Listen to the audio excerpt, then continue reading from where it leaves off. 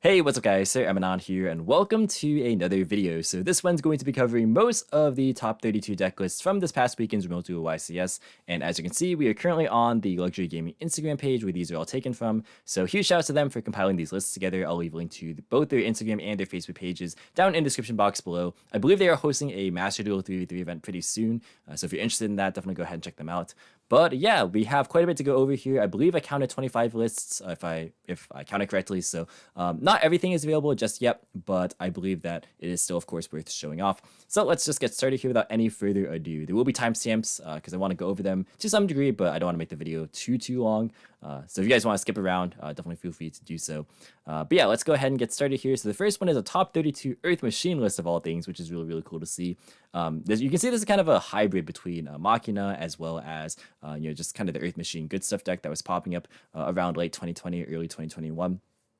And this is kind of like consolidating the two engines and making a much more control style of build. You can see no copies of like Metal Cruncher, but instead opting for Gear Frame. You can see a much slimmer Infinitrack package, only 2 Harvester, 1 Brutal Dozer, 2 Heavy Forward, for instance, and then lots of Floodgates. So we got 3 Skill Drain, Double Goes, and Double Rivalry here. So really owning in on just like big beat sticks, things like something out Citadel and Ruin Force, as well as like just the big rank 10 machines that you guys have all come to know by now. There's even like a more traditional, I would say, rank 10 train package in here with like the 1 Night Express Knight and 2 Revolving Switch Shard. So that's kind of like harkening back to the older days where we didn't have as many support cards to work with. But yeah, this is pretty cool. The one thing I do want to kind of like mention here is that I can't really think of a way that Dingirsu is summonable in this list, since there is no Anchor Drill. So if somebody can think of a way in the comments below for missing something, please feel free to let me know, because I am curious about that one. But yeah, you can even see like Lord of the Heavenly Prison side decked here, just as like another way to help like protect Floodgates. And then we also see Ghost, Warner, and Moonlight in the side deck here, not the main deck. But we have seen some players start to pick up on this. I believe Raphael Nevin was also playing it in his Brave Dragon Link list.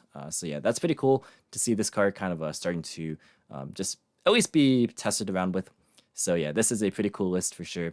Definitely nice to see this deck make an appearance in the top cut. Not one that I think most people would have expected. Next up is a top 32 Floowandereeze deck list, and this one looks pretty standard by most accounts. You can see like Chalice main decked, and of course, the D Shifter, which is one of the most compelling reasons to play the deck, just because it is, I think the most auto win hand trap by far, currently at least. And yeah, we see like fewer of the big winged beasts, like only 1 M-Pen, for instance. But yeah, other than that, I think it's a pretty stock standard list in general. And not too much to say about the extra deck, because generally it's not really relevant. And the side deck here as well looks pretty solid and pretty standard all around. We do see like token collectors, like just the Brave package was in a lot of decks. I can't remember the exact statistic, but I believe it was over 50% of the top 32 deck lists were on an adventure package. So take with that what you will. But yeah, lots of hand traps, which I think are kind of needed this format, because you have to open 2 most of the time. And I think cards like Droplet are gonna see a bit less play as the format continues to develop, because a lot of people are ending on things like Herald of the Arclight, and like just general ways to play around it, like with PK combos, with like just double scythe pop, things like that. So yeah, even like if you set up a Ronde Flare as well, that could also be another way to help play around. Droplet to an extent. So if people are kind of moving more towards hand traps, then that's going to be like a continual trend, I feel. Next up is another top 32 list. This one is Brave Tenyi. You can see it's a much slimmer list than like the base deck that's been running around, including the one that won the YCS.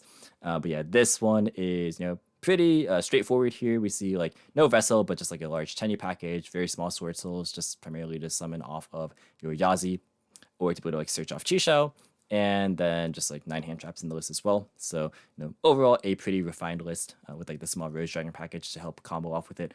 Kind of interesting to see only 2 red Rose Dragon. I'm curious as to the reasoning behind that one, because like this one is pretty strong to combo off with like all your level 7 access, like being the Ashina, the Vishuda, as well as the Griffin Rider. But yeah, we also see the big Sword Soul, Synchro. I can't remember this one's name, the one that's not Cheng. But yeah, it's cool to see, because a lot of people have written off that card.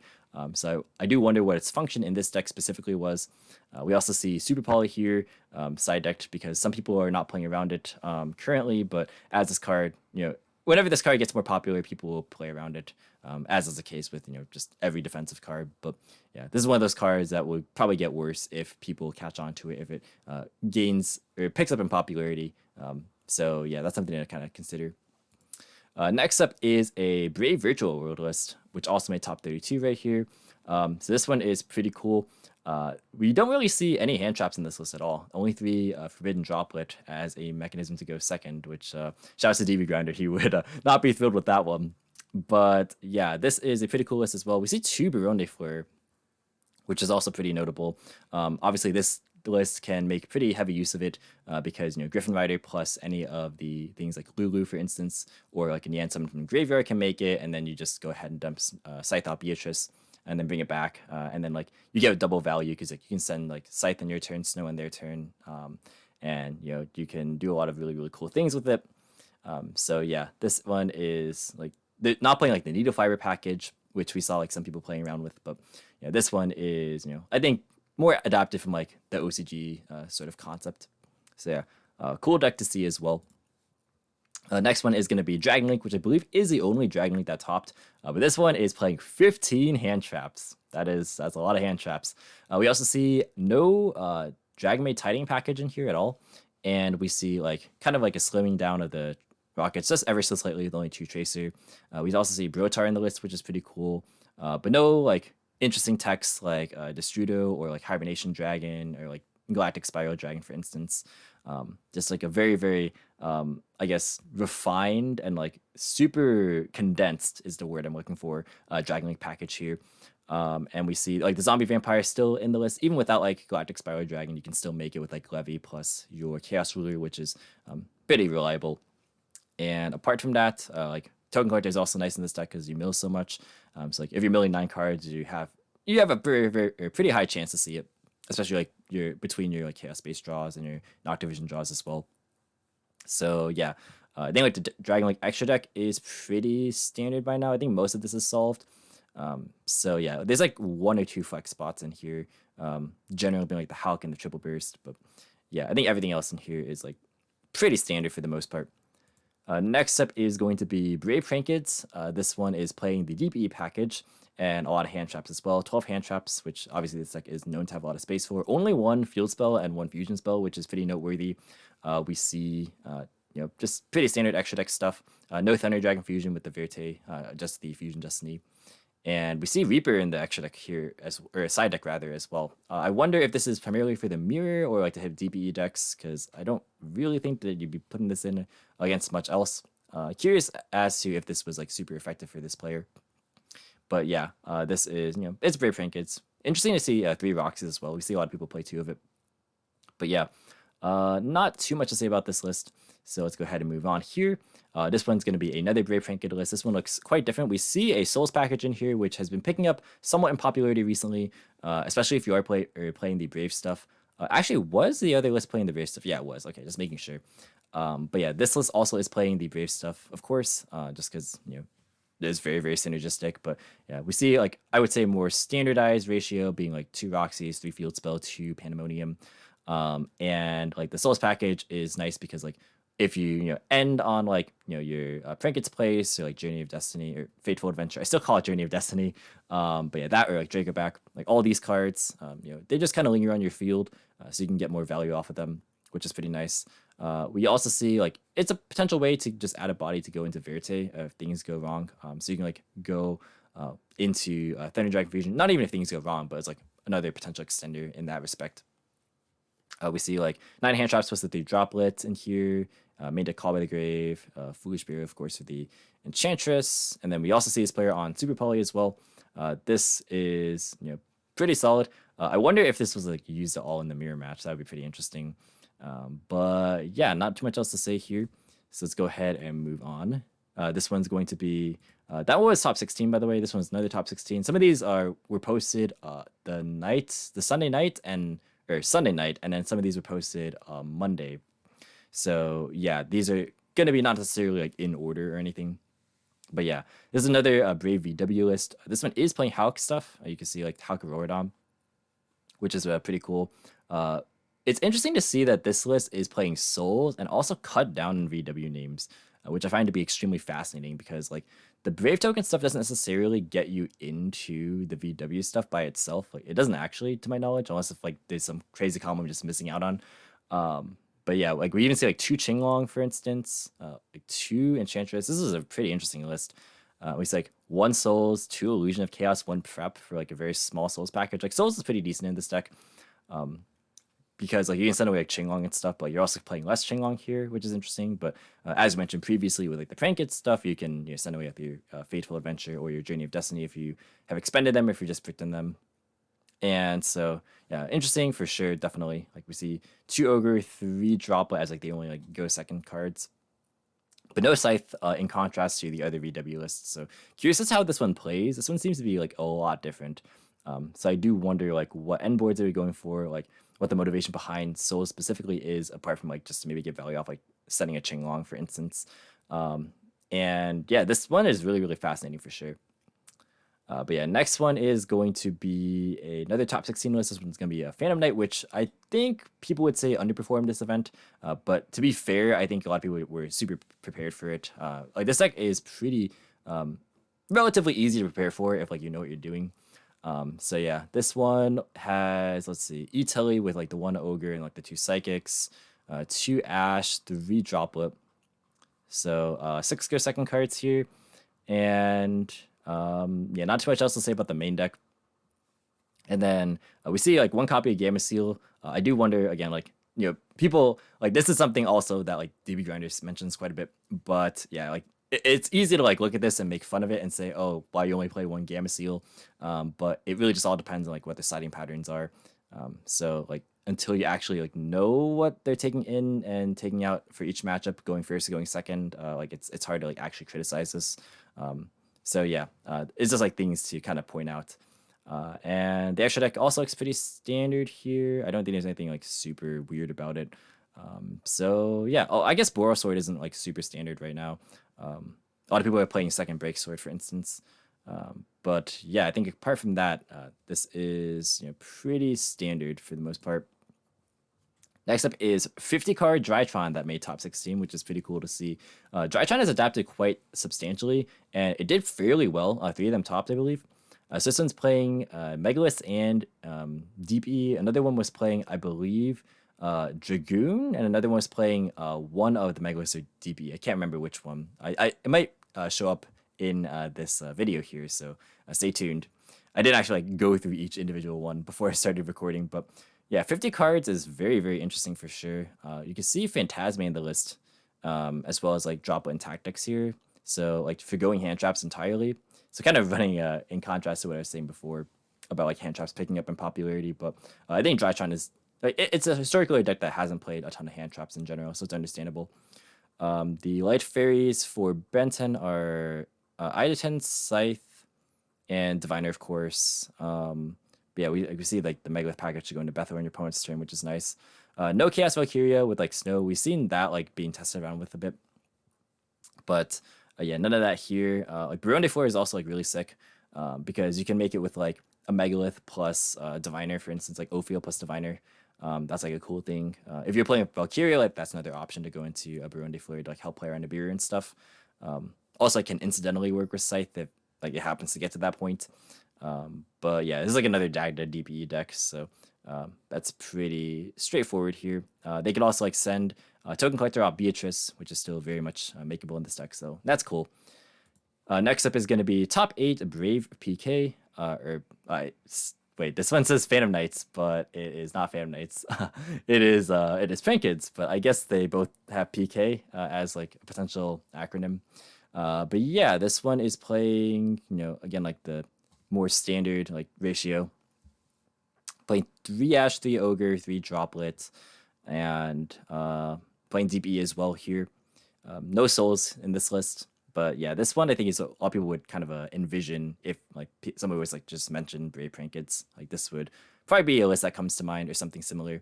Nothing super standout in the extra deck either, and the side deck as well, just like a bunch of generically good cards. So yeah, this one I think is like the one that is most like standard of the prank lists we've seen so far.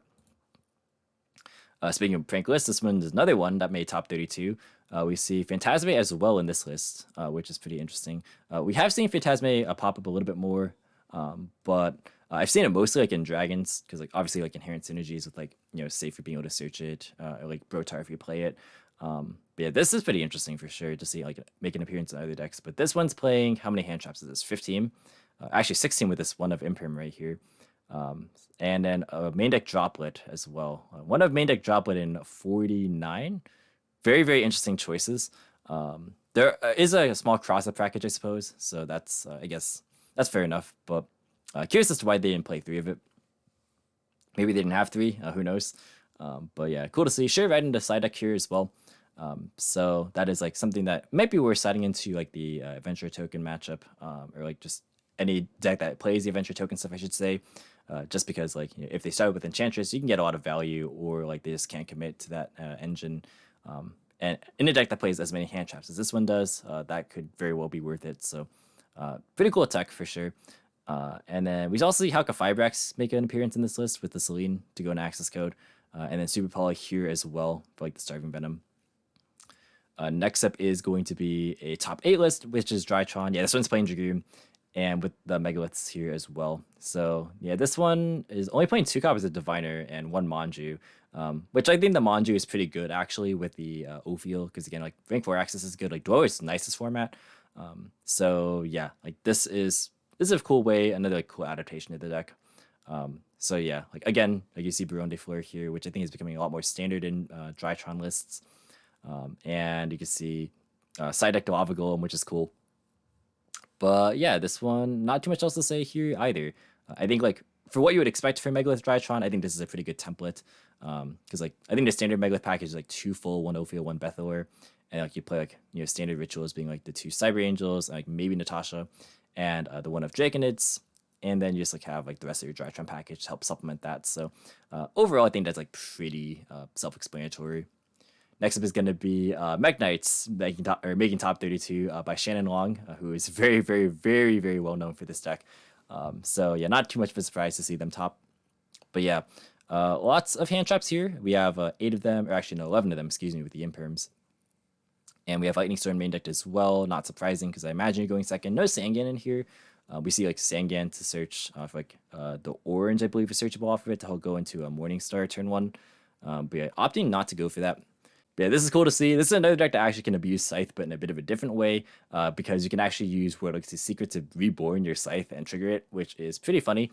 So yeah, well, funny depending on how you look at it. But yeah, this one's also playing Chaos Ruler, which is pretty cool. It's, I suppose, because you can like, how do you make this? You can make it with Gamma. If you resolve Gamma on your own turn, Gyusa can also become a tuner.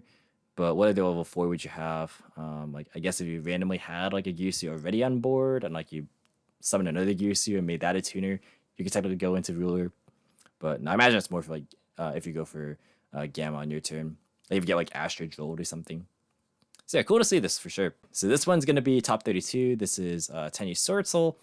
This one is playing Vessels and the Heavenly Dragon Circle, in contrast to the other list that we saw earlier that was playing like the 41 cards. This one's not playing Red Rose. So this one's actually just reminiscent of like Swordsoul pre-ban list, but playing 48 cards here, but lots of hand traps. So we see 3, 6, 9, and then plus 6, so 15.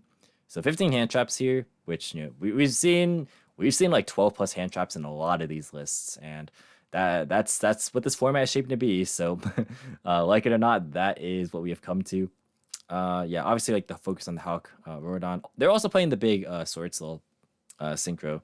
I haven't actually like looked at Swordsoul too much personally myself, just in general, but not this format either. So I'm curious as to how crucial or like critical this is in the build, and like what like functions it serves.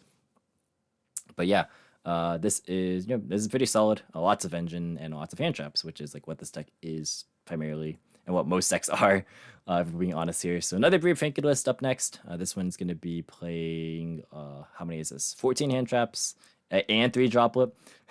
So yeah, this one's playing or maxing out of Roxy's, but only 1 field spell here. So we see a couple of different variations of the Pranked ratios here. But yeah, this one, I don't think we saw any of the other lists playing Toad. So that's pretty interesting for sure. But yeah, they have the space because they're not playing like Hulk or Verte, DPE, or like Starving Venom side decked. So yeah, or Super Poly side decked rather. But yeah, this is also the second list in a row we've seen the one of Ghost Bell side decked. Next up is going to be Pack on DDD.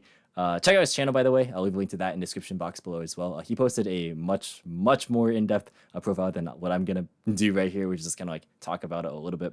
But yeah, he's opting to play the Puri Raise map over things like Small World, which we saw in other lists. He's also playing the other scales, which are not like universally agreed upon, but like they are pretty good. It's like the Go DDD. I don't know the full name of it. And I believe this one's Cyberse as well.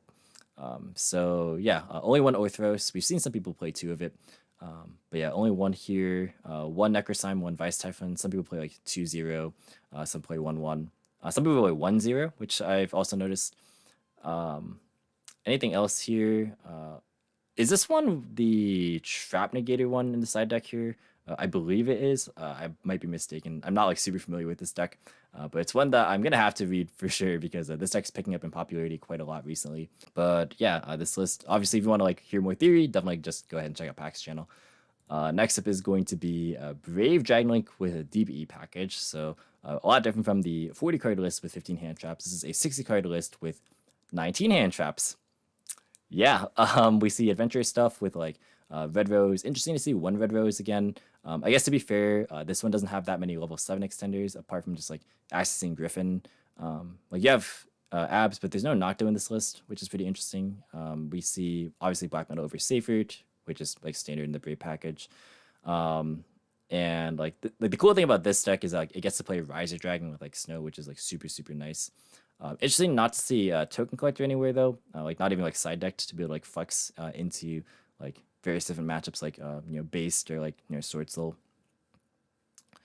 But apart from that, this looks pretty solid. We also like Scarlight in side deck here because time is a factor. Next up is going to be an Eldlich checklist, which is playing just all 30 trap cards.